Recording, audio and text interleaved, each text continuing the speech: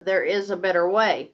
So when we're talking about saving money, example, I worked with a guy today. He had over $330,000 sitting in a savings account. $330,000 sitting in a savings account. And we were talking about how to buy the home he wanted to buy.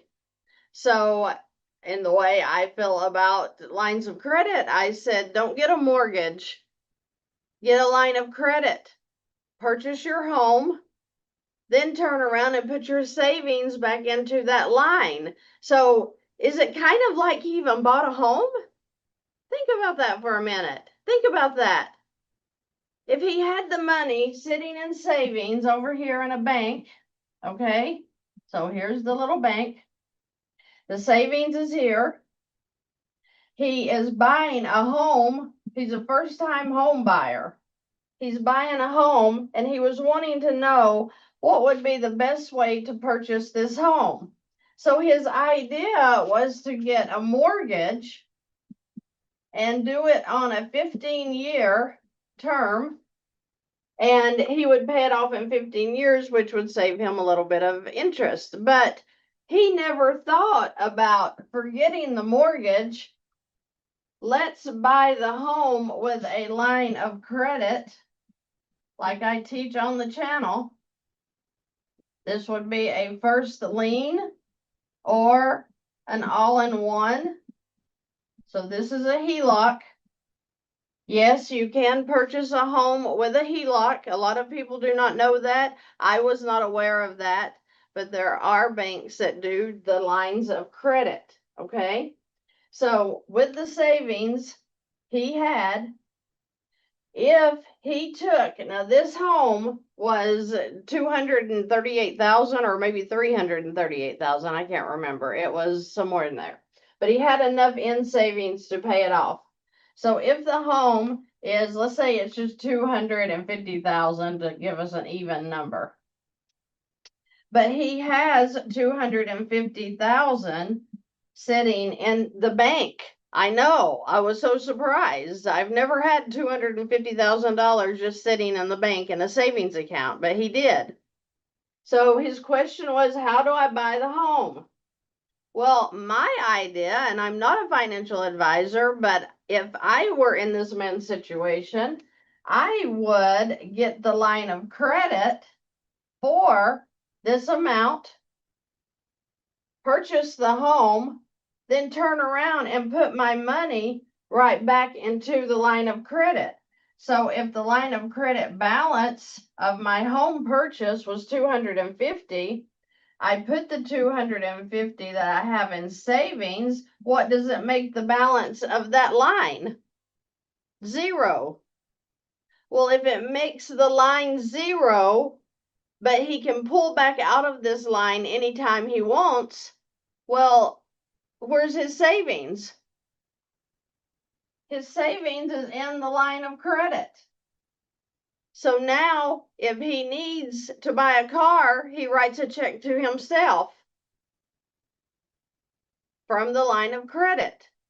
To me, this is a total common sense. Why would I go get a mortgage and have 200 and some thousand sitting in the bank that I could pay cash? He could just take the savings and put it into the home, pay it off, right? But then he has no access unless he gets a line of credit or a Heloc on this home. So he has access to the equity in the home.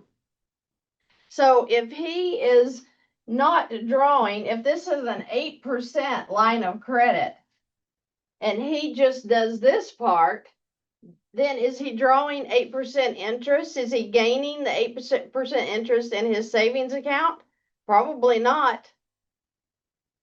And the idea being that if you just strategize a little bit with your money, that's all you need to do, is know the tools that are available and then strategize. But what I want to talk to you today about is this infinite banking concept. This is something that when you hear it, you're going to be like, what did she just say? Why have I never heard of this before? Because I know that over 90% of you watching right now have never heard what I'm getting ready to talk about. Because why? The same reason maybe you didn't know about a line of credit and how it worked.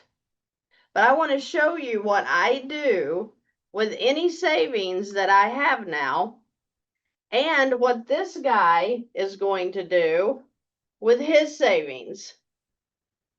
Not only is he going to start growing his savings, but he's going to be able to use it to purchase this home.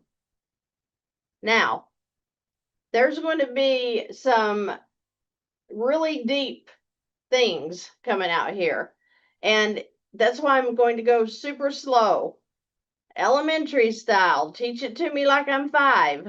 That's how I live. That's the way I have to be taught, and that's the way I teach on this channel. So now let's talk about, instead of, which don't get me wrong, I would still get the line of credit. I'm always going to have a line of credit on my home. Why? Because if I have a line of credit open and available to me, if I find another property that I want to purchase, then guess what? I get to write a check. I don't have to go get a mortgage. So if you have a home, you may want to consider opening up the line of credit if you have not already. Okay, we talked about that a little bit in last night's live on what that looks like to get the equity out of your home. So definitely go back and check that out. We've got somebody that has a first lien Heloc. Good for you. I hope it's working wonders for you. But I want to talk a little bit today about the IBC.